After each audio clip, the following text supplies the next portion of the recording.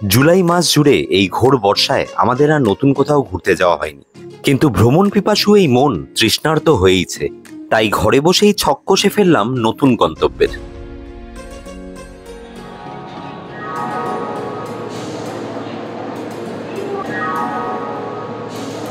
Good evening সবাইকে, এবং আজকে কিন্তু গ্লোব টটার্সে শুরু হচ্ছে আরো একটা নতুন সিরিজ, যেখানে আমরা যাচ্ছি কিন্তু ভাইজ্যাক মানে বিশাখাপত্তনম, অন্ধ্রপ্রদেশের নিয়ে এই শহর কিন্তু বাঙালির দীঘা, পুরী, দার্জিলিং এর পরে কিন্তু সব থেকে পছন্দের একটা ডেস্টিনেশন, থেকে বেশি জনপ্রিয় এটা জায়গা। এবং আজকে আমরা কিন্তু 12863 যেটা হচ্ছে তোমার হাওড়া তোমার যশবন্তপুর এক্সপ্রেস, যেটা বেঙ্গালুরু অব্দি যায়, সেই ট্রেনে করে আজকে আমরা যাব। এবং আমাদের ট্রেন আজকে কিন্তু শিডিউল হচ্ছে হাওড়া জাংশন থেকে এক্স্যাক্টলি 10:50, রাত্রে 10:50, এবং 881 কিলোমিটার এই জার্নি। এই ট্রেনটা কিন্তু পাড়া দেবে শিডিউল টাইম 13 ঘন্টা 30 মিনিটের মধ্যে। আমরা সবসময় যেটা চেষ্টা করি সেটা হচ্ছে ইকোনমিক ট্রাভেল, মানে খুব এক্সপেন্সিভ অপশনে আমরা যাই না। যদিও আজকে অন্য কারণ ছিল, আমরা থার্ড এসি পাইনি, তো থার্ড এসি ইকোনমি। তো এটা ফার্স্ট টাইম আমরা ট্রাভেল করছি, তো আমাদের এক্সপিরিয়েন্সটা কেমন ছিল ট্রেনে সেটাও তোমাদেরকে দেখাবো। যদিও রাত্রে বেশি কিছু দেখানোর অপশন নেই, আমরা গিয়ে মানে প্র্যাকটিক্যালি শুয়ে পড়তে হবে আর কি। তবে এবার একটা কিন্তু মজার বিষয় হচ্ছে যে এবার কিন্তু আমরা দুজন একা নই, মানে আমরা দুজন নই আর কি, আমাদের সাথে অনেক বড় টিম রয়েছে। এবং এখানে আমরা প্রায় ধরেন আমাদের সাথে আরো 5 জন, টোটাল আমরা 7 জন মিলে যাচ্ছি কিন্তু বিশাখাপত্তনম। তো সবার সাথে এক এক করে সবার সাথে আলাপ হবে। তো চলো ট্রেনের ভিতরে যাওয়া যায়।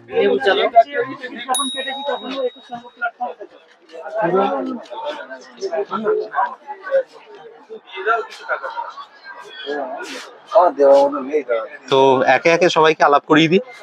এই হচ্ছে ফিরোজ দা, একবার হাত দেখিয়ে দাও। আর এই হচ্ছে আমজাদ দা, ওরা দুজন আমাদের সাথে যাচ্ছে। আরো বাকিরা যারা রয়েছে তাদেরকেও দেখিয়ে দিচ্ছি। এই হচ্ছে মেহেদি, আর এই হচ্ছে আজহার।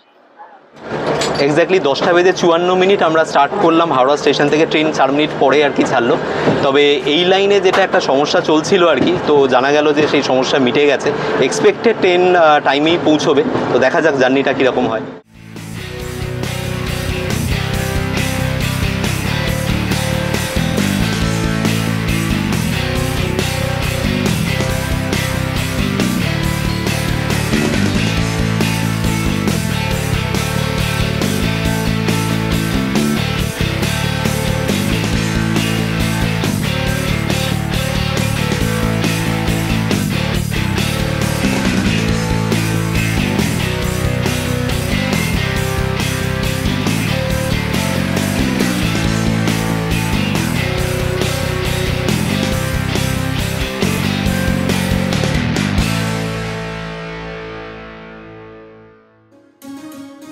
প্রথমবার থার্ড ইকোনমিতে ট্রাভেল করার জন্য একটা বুক দুরু ব্যাপার তো ছিলই। কি জানি কেমন হবে এবারের সফর, সাথে আবার এতগুলো মানুষ। তবে সেরকম কিছু পার্থক্য সত্যিই অনুভব করিনি। 11:58 আমরা পৌঁছলাম মেছেদাতে। যদিও এটাতে পৌঁছানোর কথা ছিল 11:43, তাহলে সেই দিক থেকে দেখতে গেলে মোটামুটি 15 মিনিট লেটে চলছে ট্রেনটা। তো দেখা যাক মানে এরপরে প্রোগ্রেস কি হয়। তো মোটামুটি ভিতরে সবাই শুয়ে পড়ছে আস্তে আস্তে। ধীরে ধীরে যখন এক একটা বার্থের আলো নিভতে থাকলো, আমার চোখ তখন কিন্তু ট্রেনের গতিবেগের দিকে। কারণ সাম্প্রতিকতম রেল দুর্ঘটনার খবরগুলো কিন্তু তখনও মনে জ্বলজ্বল করছে। কিন্তু ঘুরতে যাওয়া যাদের নেশা এবং পেশা, তাদেরকে ভয়ে জয় করতেই হয়। পৌঁছলাম খড়গপুর জাংশনে, এবং ঘড়িতে সময় হচ্ছে এক্স্যাক্টলি 12:47। যদিও এটা পৌঁছানোর কথা ছিল হচ্ছে 12:32। তার মানে সেই 15 মিনিটের যে লেটটা, সেই লেটটা কিন্তু এখনো কন্টিনিউ হচ্ছে আপ টু খড়গপুর। তো যাই হোক, দাঁড়িয়ে রয়েছি পশ্চিমবঙ্গের সব থেকে বড় প্ল্যাটফর্মে, যেটা খড়গপুর জাংশন, এবং এটাকে A1 ক্যাটাগরি স্টেশন বলা হয়। কিন্তু মানে রাজা, এটা মানে তোমার ধারণা কি, মানে ভারতবর্ষের সব থেকে বড় প্ল্যাটফর্ম? গুগলে তো তাই বলে। এটা না, অ্যাকচুয়ালি ভারতবর্ষের সব থেকে বড় প্ল্যাটফর্ম যেটা, সেটা কর্ণাটকের হুগলি। এই ভুলটা আমরাও ছোটবেলা থেকে জানতাম। এবং দ্বিতীয় হচ্ছে উত্তরপ্রদেশের গোরখপুর, এবং 3 নম্বরটা হচ্ছে কেরলের কোল্লাম। এটা হচ্ছে ভারতবর্ষের 4র্থ লার্জেস্ট প্ল্যাটফর্ম। তো এই ইনফরমেশনটা শেয়ার করলাম তোমাদের সাথে। আশা করি অনেকের ধারণা এরকম রয়েছে যে খড়গপুর বোধহয় মানে লংগেস্ট। হ্যাঁ, ডেফিনেটলি এটা ওয়েস্ট বেঙ্গলের মধ্যে সব থেকে লংগেস্ট প্ল্যাটফর্ম। তো এরপরে আমরাও এবার শুয়ে পড়বো। বাকি কিন্তু মানে জার্নিটা দেখাবো আগামীকাল সকালবেলা ঘুম থেকে ওঠার পরে। তো চলো, গুড নাইট, গুড মর্নিং সবাইকে। আর ফাইনালি এসে পৌঁছলাম বহরমপুর জাংশনে। বারমপুর যাচ্ছে তো ওড়িশার বহরমপুর 603 কিলোমিটার পাড়ি দিয়ে আমরা এসে পৌঁছলাম এখানে। এনজিপি চলে আসলাম। হ্যাঁ, অলমোস্ট, মানে তার বেশি আর কি রাদার। হ্যাঁ। আর এখানে আমাদের শিডিউল টাইম ছিল 7:20, আর আমরা এখন এসে পৌঁছলাম হচ্ছে 8:20, মানে 1 ঘন্টা। তো 1 ঘন্টা অলরেডি লেট হয়ে গেছে, বুঝতেই পারছো। তো যাই হোক, ওভারঅল ওয়েদার কিন্তু বেশ ভালোই রয়েছে, মানে খুব গরম লাগছে না, মানে খুব হিউমিড না অ্যাটলিস্ট। আর মাঝে অল্প বৃষ্টি হয়েছে, যখন আমরা চিল্কা ক্রস করছিলাম তখন 40-45 মিনিট মতো বৃষ্টি হয়েছে, যে কারণে ট্রেনটা একটু লেট চলছিল। যাই হোক, এখানে আমাদের ব্রেকফাস্ট করার অপশন, তো অপশন খুব লিমিটেড। এখানে ব্রেড আর অমলেট আর সাথে ইডলি বড়া স্টার্ট হয়ে গেছে। তো সাউথ ইন্ডিয়ান খাবারের ফ্লেভার পাওয়া যাচ্ছে এখানে।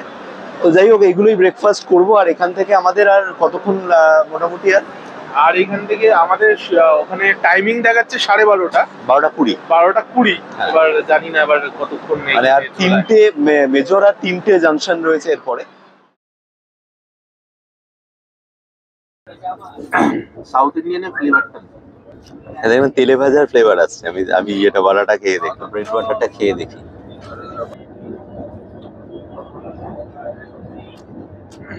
সেই ততই বছর অবস্থা আর কি। স্লাইস পাউরুটির উপরে ডিম দিয়ে দিলে যা হয়। 40 টাকা।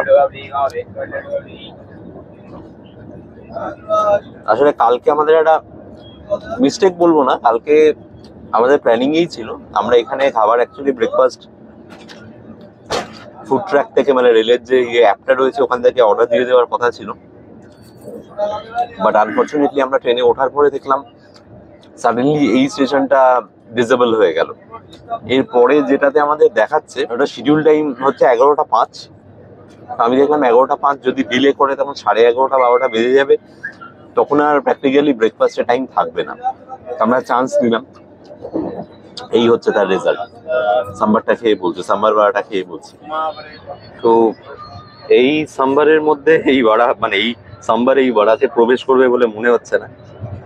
যাই হোক, মানে ওইভাবেই খেতে হচ্ছে। তো অলমোস্ট মানে যেটা চাইছিলাম সেটা হলো না। যাই হোক,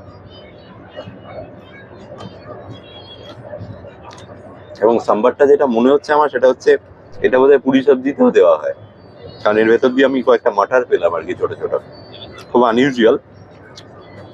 ঠিক আছে, এখন খেয়ে নিতে হবে। যেখানে রয়েছে সেখানের মধ্যে সিঙ্ক ইন করতে হবে, আদারওয়াইজ তুমি ট্রাভেল করতে পারবে না।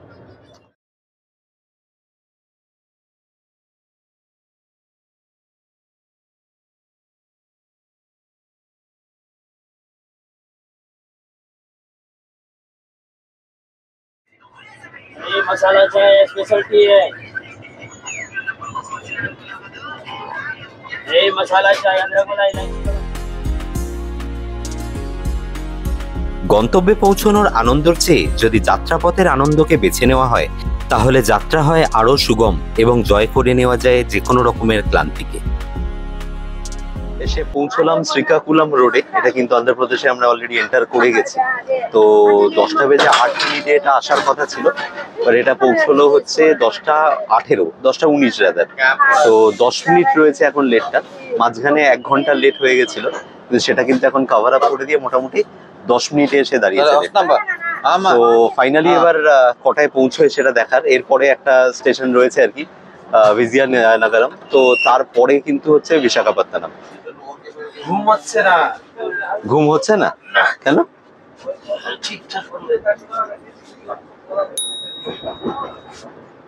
আচ্ছা তুই 16 পাম্পে যা, কে আমি ফোন করাম তো আমরা মেসেজ ছিল বাবা। ফিরোজ তো ফোনেই ব্যস্ত। রিলোড হচ্ছে না, আপনাদের কলকাতায় যাচ্ছে। হ্যাঁ, বিজনেস করছে। বিজনেস করছে। ওই এট করে একটা নোট দিতে পারলি 3000 টাকা। দেখেছো, কথায় কথায় বলতে ভুলেই গেছি যে আমাদের থার্ড ইকোনমিতে এক একজনের যাওয়ার খরচ পড়েছিল 1170 টাকা। এসে পৌঁছলাম বিজয়ানগরম জাংশনে। সো এটা হচ্ছে মানে আমাদের লাস্ট স্টেশন বিফোর ভাইজ্যাক, এবং যথেষ্ট ভালো লাগছে যে এক্স্যাক্টলি 11:05 এখানে এসে পৌঁছানোর কথা, আর 11টা বেজে 5 কিন্তু এখানে এসে পৌঁছলো। তো এই জাংশন থেকে আর মোটামুটি আমাদের সময় লাগবে ওই প্রক্সিমেটলি 1 ঘন্টা 15 মিনিট, এবং যেভাবে ট্রেন চলছে মানে আই এম কোয়াইট হোপফুল যে একদম রাইট টাইমে ট্রেন পৌঁছে দেবে।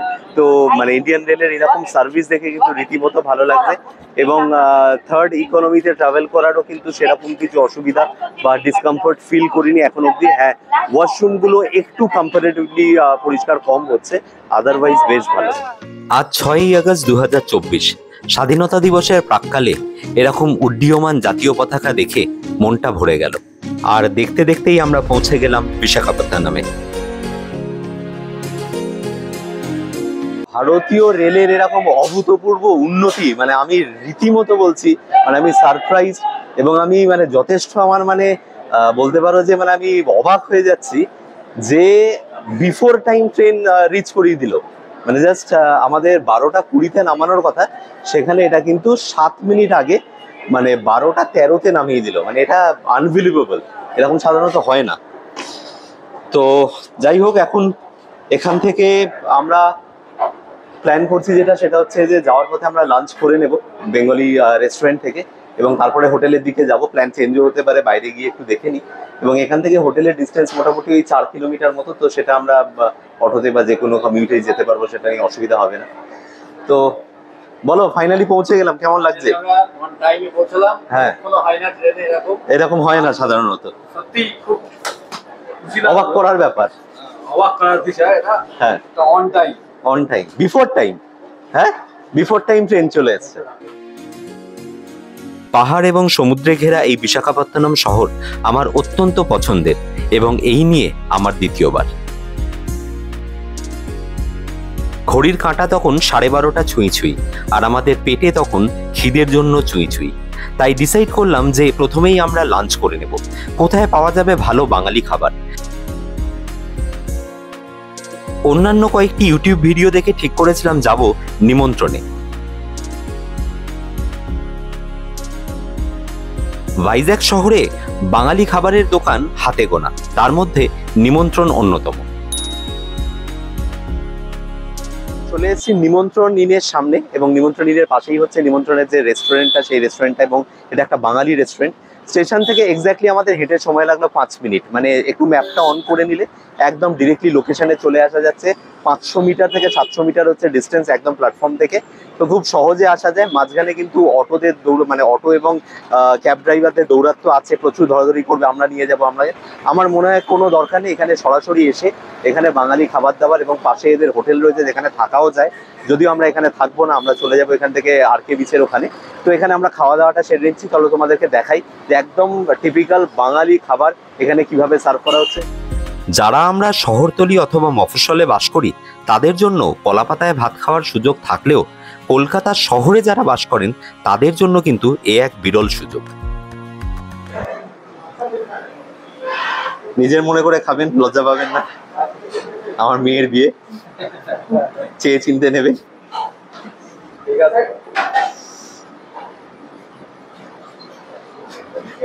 দাদি, আমার মেয়ের বিয়ে, চেয়ে চিনতে নিও, লজ্জা পেও না।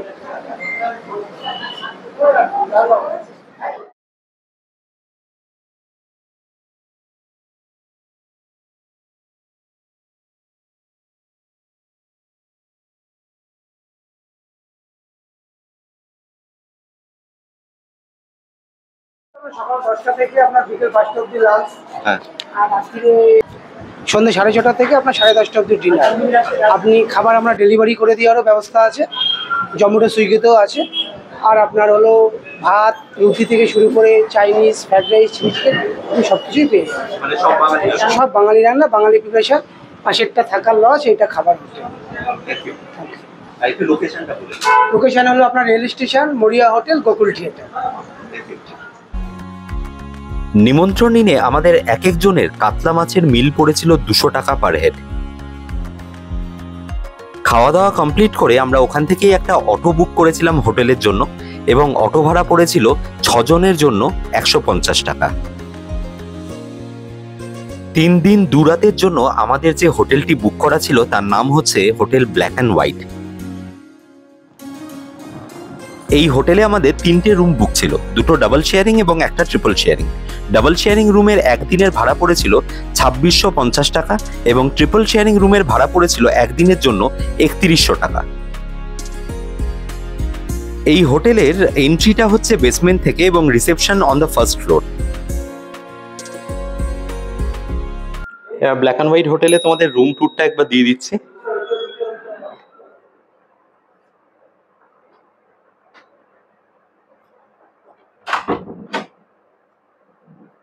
তো এই হচ্ছে আমাদের রুম। এখানে 2টো কমপ্লিমেন্টারি জলের বোতল রয়েছে, টি কফি স্যাশে আমি দেখলাম না, কেটেল দেখলাম না, বললো পরে দিয়ে দেবে। যাই হোক, এখানে তোমার 2টো টাওয়েল রয়েছে। আর দরজাটা জাস্ট বন্ধ করতেই এর সামনেই কিন্তু কভারটা রয়েছে। এই কাপড়ের ভিতরে একটা সেফ রয়েছে, weather I don't know it's working or not, জানি না, না মনে হয় ওয়ার্কিং নয়। ঠিক আছে, কোনো পাওয়ার তো দেখতে পেলাম না। যাই হোক, জুতো খোলার জন্য এখানে একটা জায়গা রয়েছে। আর এখানে আমি কোনো